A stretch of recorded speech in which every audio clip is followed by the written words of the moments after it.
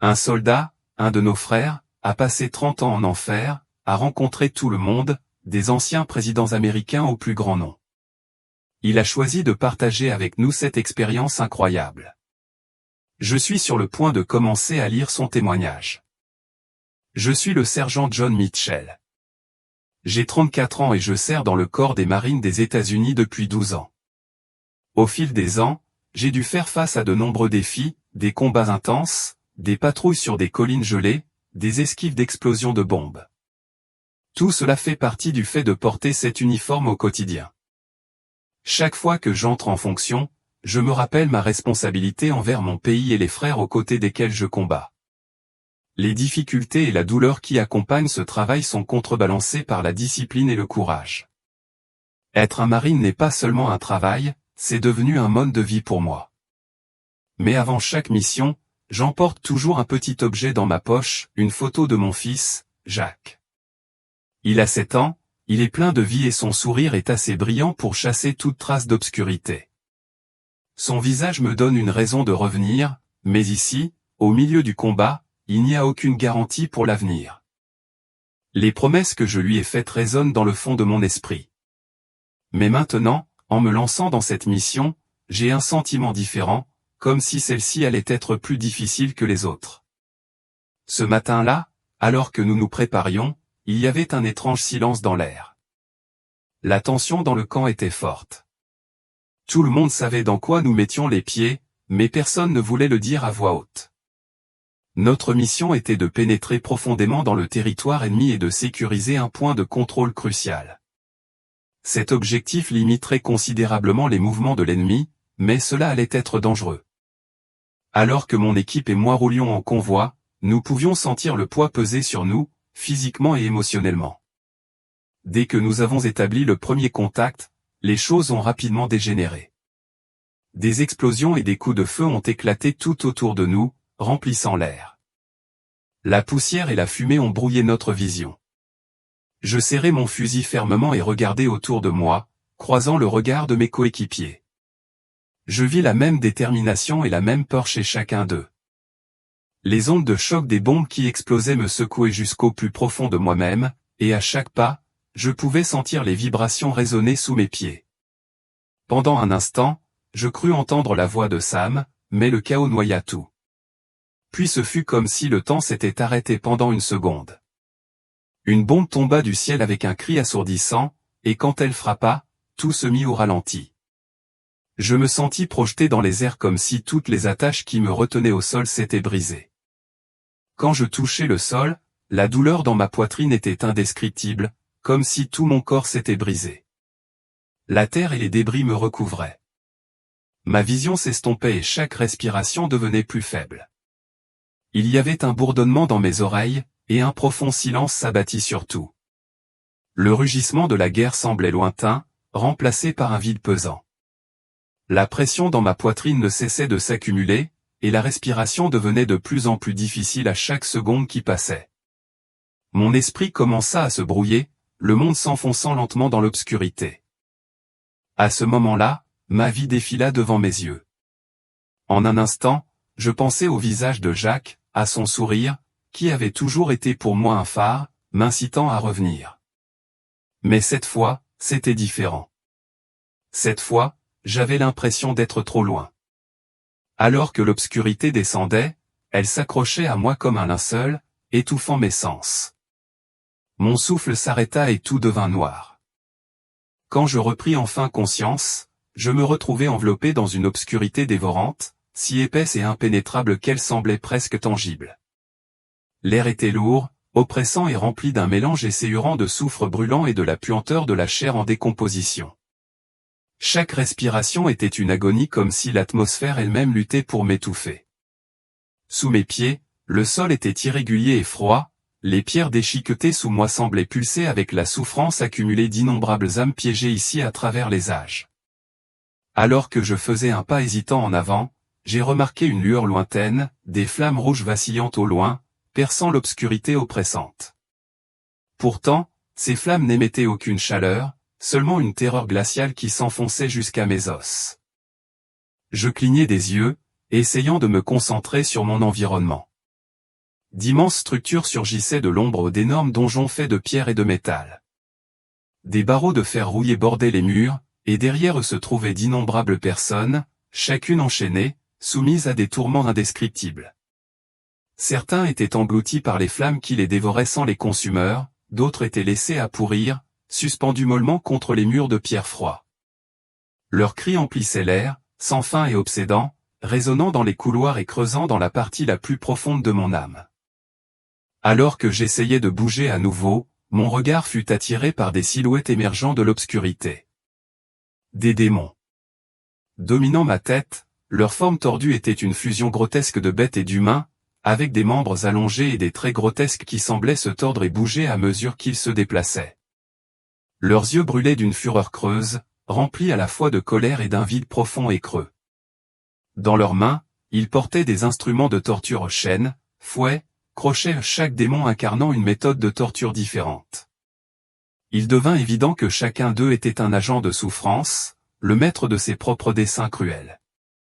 La peur m'envahit, froide et implacable, alors que je réalisais ce qui m'attendait. Alors que j'avançais, l'un des démons se rapprocha, sa présence même coupant l'air comme une rafale de vent violente. Le poids de sa proximité pesait sur moi, et ma respiration devint difficile, comme si le simple fait d'être près de lui drainait les derniers restes de mon esprit.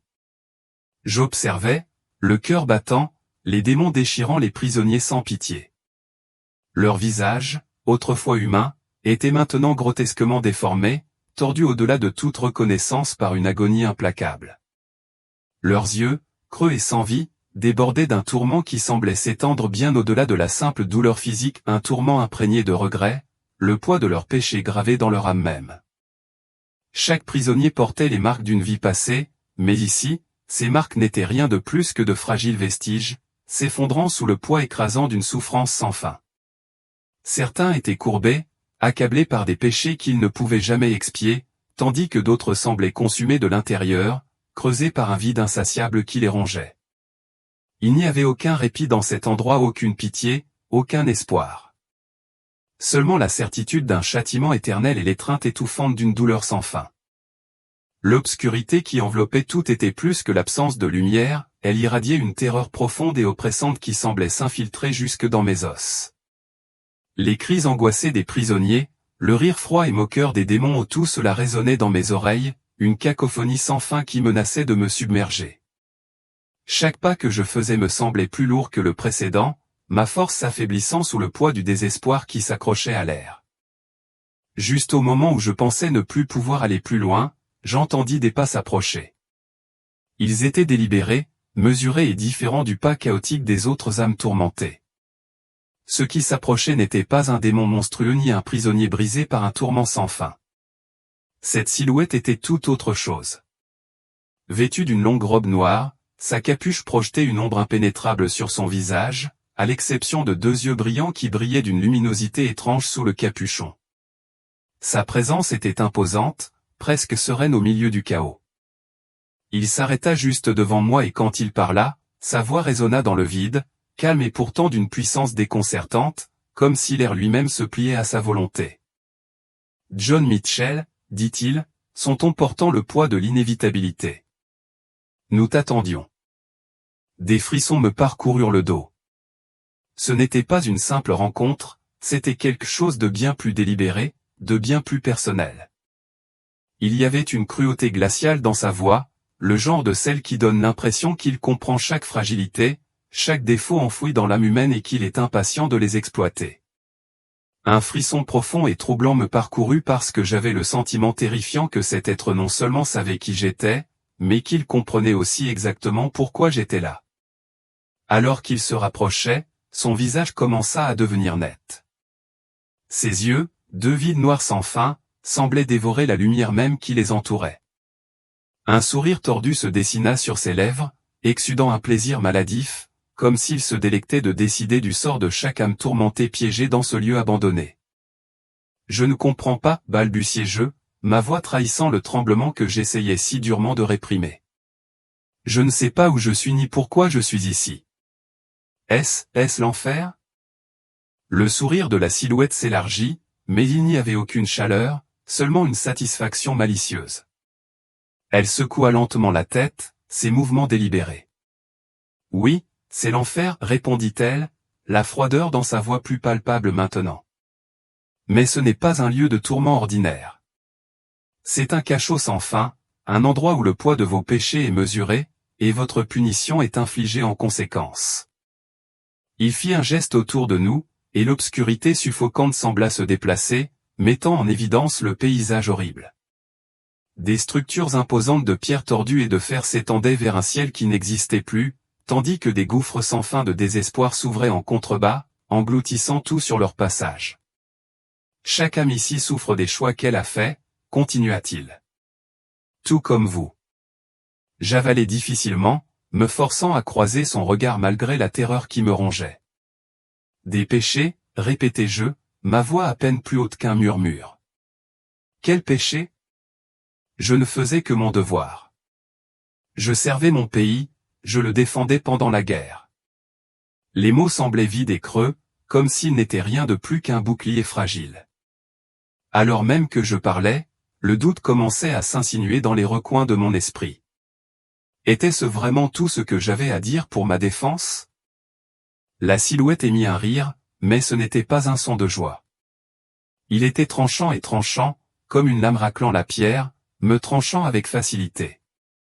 Tu t'accroches à tes justifications, mais au fond, tu connais la vérité, dit-il, sa voix implacable. Ta liste de péchés est longue, John. Et la première étape pour y faire face est de l'admettre à toi-même.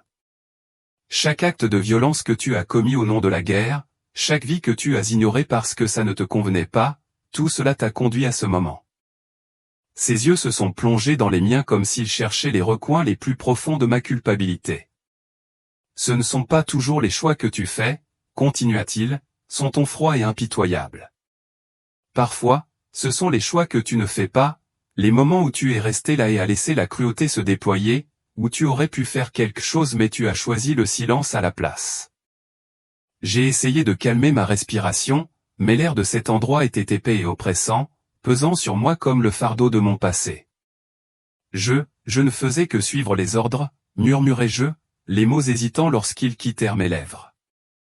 Ils semblaient si faibles, si futiles comme s'ils n'avaient aucun sens dans cet endroit. Ces mots pouvaient-ils vraiment me protéger de ce qui allait arriver? La silhouette secoua à nouveau la tête, lentement, presque tristement. Il n'y avait aucune pitié dans ses yeux vides et brillants, aucune trace de compréhension. Les excuses ne vous sauveront pas ici, dit-elle d'un ton définitif. Votre sort est déjà scellé. Désordre? C'est l'excuse derrière laquelle se cache tout soldat, dit-il d'une voix empreinte de dédain. Mais ici, rien ne reste caché. La colère qui couvait en toi, la haine et l'indifférence envers ceux qui t'entouraient, c'étaient les graines mêmes de tes péchés. Et maintenant, ces graines ont fleuri, prenant racine dans le sol même de ton châtiment. Je sentais une vague de culpabilité monter en moi, une vague que j'essayais désespérément de repousser. Mais je ne pouvais pas la réprimer. Comment le pouvais-je? Les images défilaient sans relâche dans mon esprit, et à chaque fois, mon cœur s'enfonçait plus profondément dans le désespoir. Alors, que se passe-t-il maintenant? Demandai-je, la voix tremblante, un murmure fragile sur le point de se briser. Je n'étais pas sûr d'être prêt à entendre la réponse. La silhouette leva légèrement la tête, et un léger sourire dansa sur ses lèvres, un sourire qui ne contenait aucune chaleur. Maintenant, répondit-elle, chaque mot précis et délibéré, tu vas purger ta peine ici pendant un total de 30 ans. Tu endureras tes souffrances à travers les différentes couches de l'enfer. Tous les 5 ans, tu te retrouveras dans une couche différente, et la nature de ta douleur et de ton tourment évoluera en conséquence. Sa voix resta calme, mais la dureté sous-jacente me transperça comme un poignard, glaçant mon cœur. Les 5 premières années se passeront près de la rivière de feu. Ici, les âmes sont soumises à une flamme inextinguible, un brasier qui ne s'éteint jamais. Tu seras consumé par le feu, mais tu ne périras jamais vraiment. Il s'arrêta, laissant le poids de ses mots s'installer avant de continuer. Les 5 prochaines années te verront confiné au donjon gelé. Dans cet endroit, le froid mordant t'enfermera lentement dans la glace, gelant ton corps et ton esprit, mais il ne t'accordera jamais la miséricorde de la mort. Au lieu de cela, tu souffriras sans fin, pris dans des limbes glaciales qui volent la chaleur de ton essence même. Alors que j'assimilais ces mots, une terreur suffocante m'enveloppa. C'était un destin pire que ce que j'aurais pu imaginer, une éternité marquée par l'agonie et le désespoir, et il n'y avait pas d'échappatoire. Je me tenais au bord du précipice de mon tourment, la réalité de mes péchés mise à nu devant moi. Un frisson me parcourut, une réaction viscérale à la terreur qui resserrait son emprise sur mon cœur. Et alors, réussis-je à demander, ma voix à peine un murmure. Combien de temps durera cette punition? Dans la 3e couche, continua-t-il, sa voix ferme et impitoyable, tu descendras dans les fosses du regret. Ici, tu seras forcé de revivre chaque erreur et chaque choix de ton passé, encore et encore, chaque répétition creusant plus profondément dans ton âme, amplifiant ta douleur et tes regrets. Et dans la 4e couche, tu te retrouveras dans la vallée de la chute, un endroit où la sensation de tomber est éternelle, mais où tu ne toucheras jamais le sol. Le poids de ces mots pesait sur moi comme un lourd linceul. J'étais destiné à traverser les couches de l'enfer pendant 30 années angoissantes, chacune remplie de son propre tourment unique. Il n'y aurait pas de répit, pas de salut, juste un cycle sans fin de souffrance qui m'emprisonnerait dans son emprise implacable. La silhouette se pencha plus près, son regard perçant mon être, et ajouta une dernière révélation, les 5 dernières années se passeront dans le cimetière des âmes. Ici, tu rencontreras toutes les personnes que tu as perdues, mais tu ne pourras jamais les atteindre. Elles mourront et reviendront à la vie sous tes yeux, encore et encore, enfermées dans un cycle d'existence sans fin que tu ne pourras jamais pénétrer. Alors que la dernière lueur d'espoir s'éteignait en moi, je sentais le poids de mon châtiment imminent s'enfoncer plus profondément dans mes os. C'était l'abîme où j'allais payer pour mes péchés, et la réalité de mon destin commençait à me sembler écrasante. Je me retrouvais au bord de la rivière de feu, entouré de flammes brûlantes. L'air scintillait de chaleur tandis que des rochers brûlants et des rivières de lave se tordaient et tourbillonnaient autour de moi, faisant de chaque seconde dans cette couche une épreuve torturée. Les flammes léchaient ma peau, mais c'était plus qu'une simple douleur physique, elles griffaient le tissu même de mon âme, intensifiant l'angoisse que je ressentais au plus profond de moi. À chaque pas angoissant en avant, j'entendais une voix s'élever du chaos au loin. En m'approchant, j'ai reconnu les cris, c'était Michael Jackson. Ses mains étaient englouties par les flammes, l'artiste autrefois célèbre n'était plus qu'une simple ombre de lui-même, tourmenté par le feu même qui faisait rage autour de lui. Les échos de ses anciennes chansons se mêlaient à ses cris, créant une mélodie obsédante qui résonnait de profonds regrets. L'expression de son visage en disait long, c'était un visage gâché par le chagrin, comme s'il avait compris que l'héritage qu'il avait construit dans le monde d'en haut importait peu dans ce royaume infernal. Ici, le poids des choix passés pesait lourd, me rappelant que même les étoiles les plus brillantes pouvaient se retrouver consumées par les ténèbres. Avant que je puisse m'aventurer plus loin dans ce paysage glacial, un démon surgit de l'ombre et m'entraîna dans le donjon gelé. Instantanément, le froid brutal de l'enfer s'infiltra dans mes os, un froid mordant qui sapa la chaleur de mon essence même. Ici, les âmes étaient enfermées dans un état de gel perpétuel, leur souffrance palpable dans l'air. Chaque mouvement semblait être une tâche ardue, mes membres devenant plus lourds à chaque pas hésitant. En regardant autour de moi, mes yeux tombèrent sur une silhouette familière, Kobe Bryant. Il était enfermé dans la glace, entouré de cristaux scintillants qui semblaient capturer et rejouer les souvenirs de sa vie, chacun figé dans le temps. Son visage portait une expression d'horreur glacée, un cri gravé à jamais dans ses traits. Chaque respiration qu'il prenait introduisait le froid pénétrant plus profondément dans son être, et le poids de la gloire perdue pesait lourdement autour de lui, suffocant dans son intensité. À proximité, j'ai repéré Paul Walker. La vitesse et le frisson qui avaient autrefois défini son existence étaient dénués de sens dans ce royaume glacial. Ses mains étaient douloureusement collées à des blocs de glace comme si même l'effort de bouger était une forme cruelle de torture. Son esprit vibrant semblait diminuer, piégé dans un monde où l'excitation de la vie avait été arrachée, ne laissant derrière elle que l'angoisse de l'immobilité. En pénétrant plus profondément dans cette couche, j'ai senti le tissu même du temps se défaire dans les fosses du regret. Ici, les souvenirs, les erreurs et les regrets tournaient en boucle sans fin, transperçant les âmes prises dans ce tourment. Au loin, j'ai vu la reine Élisabeth assise sur une pierre qui ressemblait à un trône, mais qui semblait peser sur elle. La couronne perchée sur sa tête, autrefois symbole de pouvoir, lui semblait désormais un lourd fardeau. Son expression était perdue dans un brouillard de souvenirs de ses années royales, mais à cet endroit, les titres et le pouvoir n'avaient aucune valeur. La douleur émanant du plus profond de son âme se manifestait sur son visage, reflétant la vérité selon laquelle tout ce qui lui était autrefois cher n'avait plus aucun sens ici. Alors que je continuais à naviguer dans ce paysage gelé, des visages plus familiers sont apparus, chacun étant un rappel obsédant du passé. Richard Nixon et George W. Bush étaient pris au piège dans la vallée de la chute, piégés dans une descente sans fin. Le visage de Nixon était gravé d'un profond regret et d'une honte, comme si chaque seconde qui passait ajoutait du poids à son âme déjà accablée, l'entraînant encore plus profondément dans le désespoir. George W. Bush flottait à proximité, perdu dans les échos des décisions de guerre qui ont défini sa présidence. À chaque chute, il restait suspendu dans les airs comme une bombe qui n'exploserait jamais, les conséquences de ses choix le hantant sans relâche. Dans ce royaume infernal, il était clair que personne n'était épargné par le poids de ses décisions passées.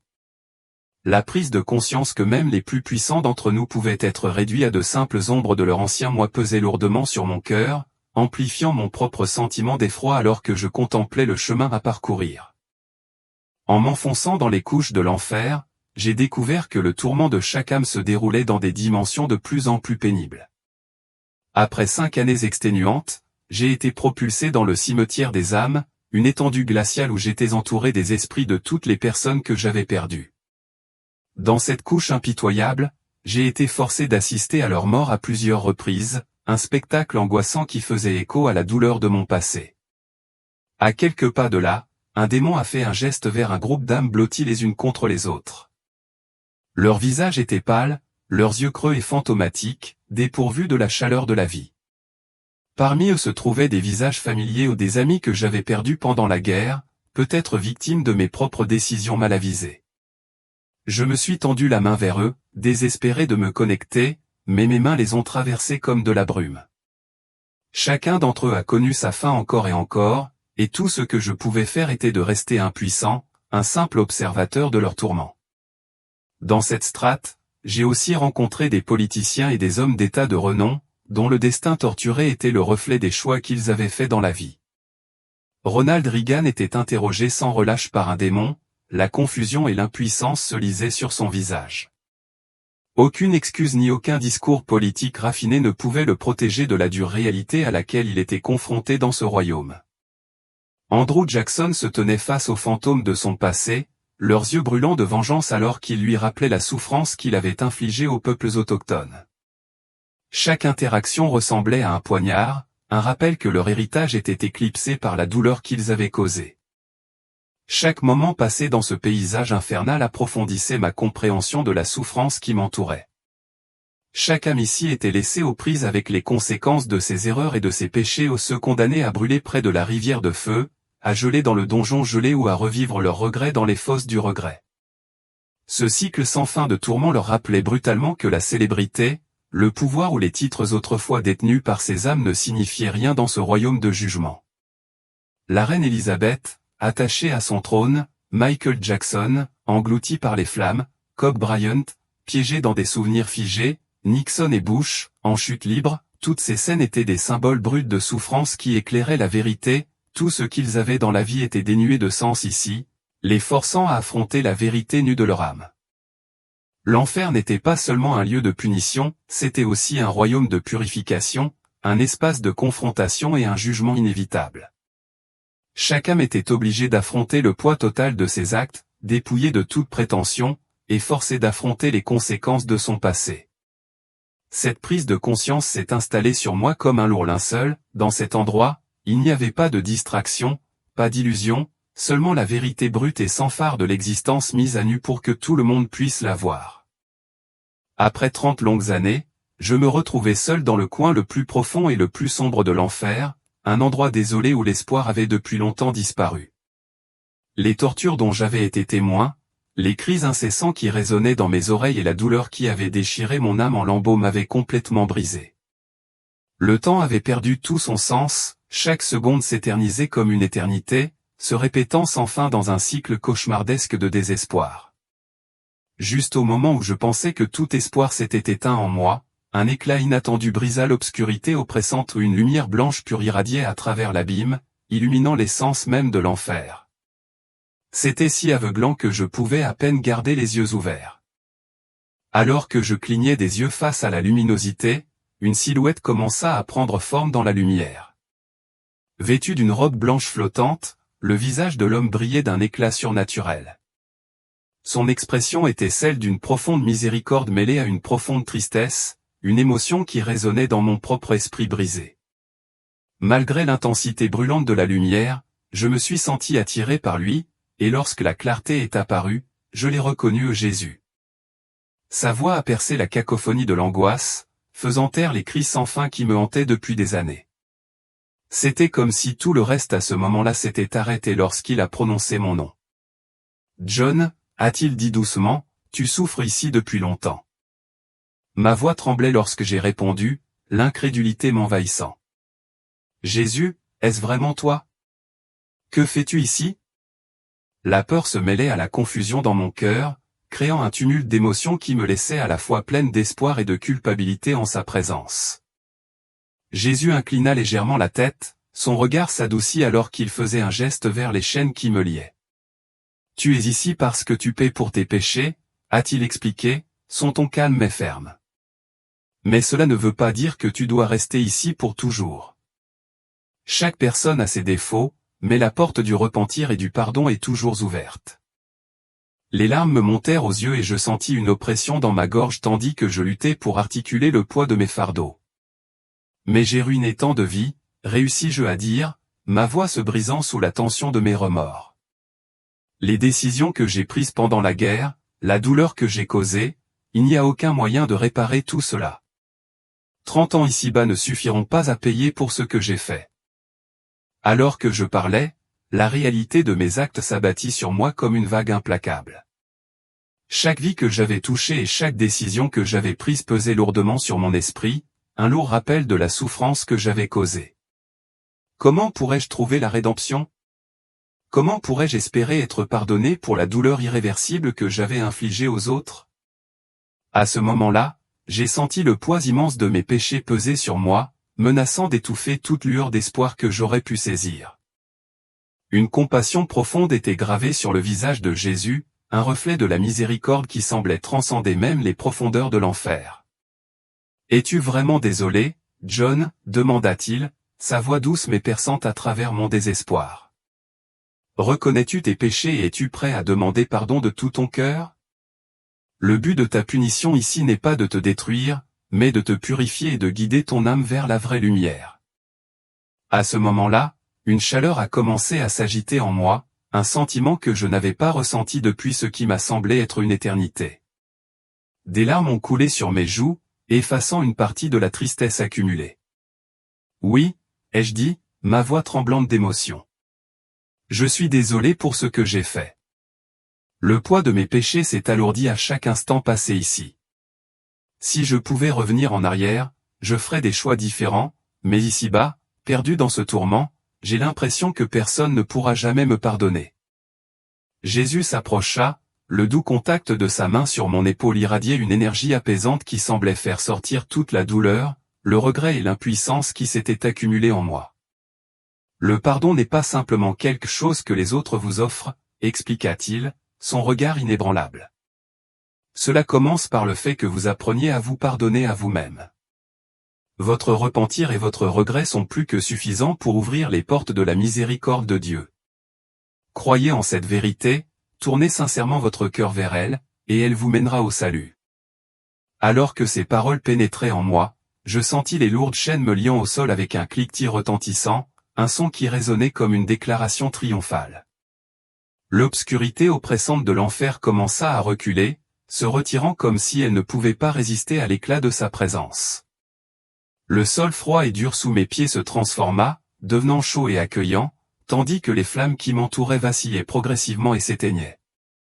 L'enfer n'était plus l'endroit sombre et étouffant qu'il avait été quelques instants auparavant.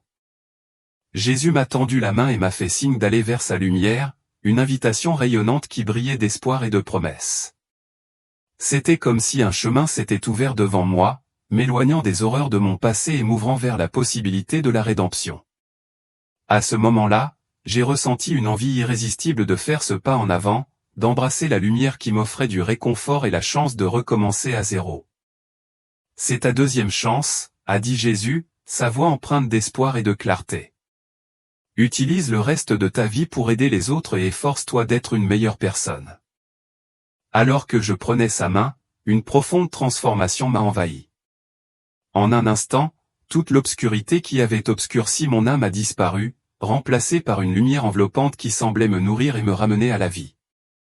C'était une sensation de renaissance, comme si j'étais lavé de mon passé et qu'on m'accordait un nouveau départ. Mais juste avant que je puisse pleinement embrasser cette nouvelle réalité, Jésus s'est tourné vers moi une dernière fois, son regard fixe et sérieux. « Souviens-toi, John, dit-il, ces mots résonnant profondément en moi, le salut n'est pas simplement un cadeau. L'accepter et le vivre est entièrement ta responsabilité. On t'a donné une seconde chance, maintenant choisis. Choisis comment tu vas l'utiliser. » En un clin d'œil, la lumière éthérée s'est estompée et je me suis retrouvé dans le monde tangible, allongé dans un lit d'hôpital. L'odeur stérile d'antiseptiques remplissait l'air et mon environnement bourdonnait des sons des médecins et des infirmières qui s'occupaient de moi. Ma famille était là, leur visage un mélange de soulagement et d'inquiétude.